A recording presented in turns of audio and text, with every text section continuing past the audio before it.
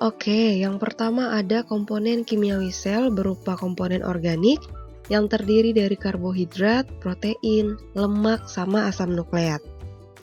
Sedangkan untuk komponen anorganik ada air, vitamin, dan mineral.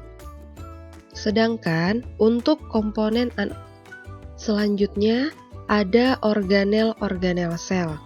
Yang harus kalian ingat adalah bentuk dan letaknya.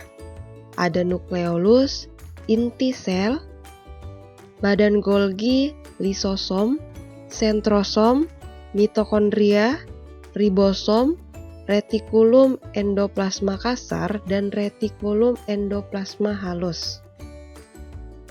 Selain itu, kalian juga harus mengingat fungsi dari setiap organel sel. Apa fungsi dari nukleus, mitokondria, retikulum endoplasma, badan Golgi, vakuola, nukleus, sitoplasma, ribosom, dan juga dinding sel. Kemudian, perbedaan retikulum endoplasma kasar dan retikulum endoplasma halus. Misalnya, permukaan retikulum endoplasma kasar itu ditempeli sama ribosom, sedangkan endoplasma halus tidak. Selain itu, kalau retikulum endoplasma kasar berfungsi dalam sintesis protein, kalau retikulum endoplasma halus itu berfungsi dalam sintesis lipid, termasuk fosfolipid dan sintesis steroid. Selain itu, pelajari juga sifat totipotensi pada tumbuhan. Totipotensi yaitu kemampuan dari sel pada tanaman untuk tumbuh dan berkembang menjadi individu baru. Jadi, ini adalah kemampuan sel untuk berkembang menjadi sel-sel dari berbagai jenis dan membentuk seluruh organisme baru. Nah, dari sifat totipotensi ini, para ahli mengembangkan kultur jaringan, yaitu teknik menumbuh kembangkan bagian tumbuhan dari sel, jaringan, atau organ pada tumbuhan.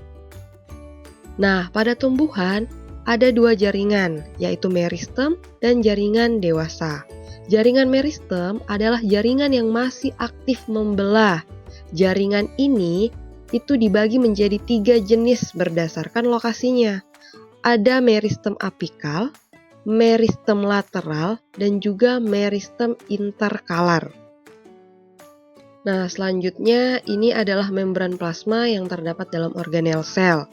Perhatikan bagian-bagian yang terdapat di dalam membran plasma ini. Ada karbohidrat, protein integral, periperial protein, glikolipid, fosfolipid bilayer, molekul fosfolipid, dan surface protein.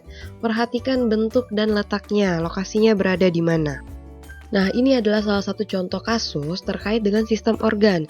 Jadi dalam beberapa tahun terakhir, Indonesia mengalami kekeringan panjang atau disebut El Nino. Kekeringan ini menyebabkan sawah kekurangan air, tanah menjadi retak, dan banyak petani gagal panen, berdampak terhadap turunnya produksi padi, jagung, dan kedelai di Indonesia. Nah, jadi kondisi ini tidak hanya merugikan petani, tapi juga seluruh masyarakat, karena kekeringan itu dapat menghambat pertumbuhan tanaman, penurunan fotosintesis, gagal panen, harga pangan menjadi naik, dan pendapatan petani turun, dan masih banyak lagi alasan-alasan lainnya. Selanjutnya, jaringan dewasa. Jaringan dewasa itu adalah jaringan yang telah mengalami diferensiasi atau pematangan sel. Nah, setelah melalui proses diferensiasi, sel ini menjadi bagian dari jaringan dewasa dan memiliki fungsi spesifik dalam tubuh seperti jaringan epidermis, jaringan kolenkim dan sklerenkim, jaringan floem, dan jaringan silem.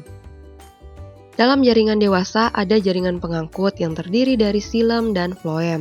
Apa perbedaan silem dan floem? Sudah pasti yang pertama struktur dan bentuknya beda. Selain itu fungsinya juga beda. Kalau silem itu mengangkut air dan zat hara dari akar ke daun untuk fotosintesis, sedangkan kalau floem itu mengangkut hasil fotosintesis dari daun ke seluruh bagian tumbuhan. Yang terakhir ada perkembangbiakan vegetatif dan generatif pada tumbuhan. Perbedaannya, generatif melalui perkawinan atau secara seksual dengan peleburan sel jantan dan betina.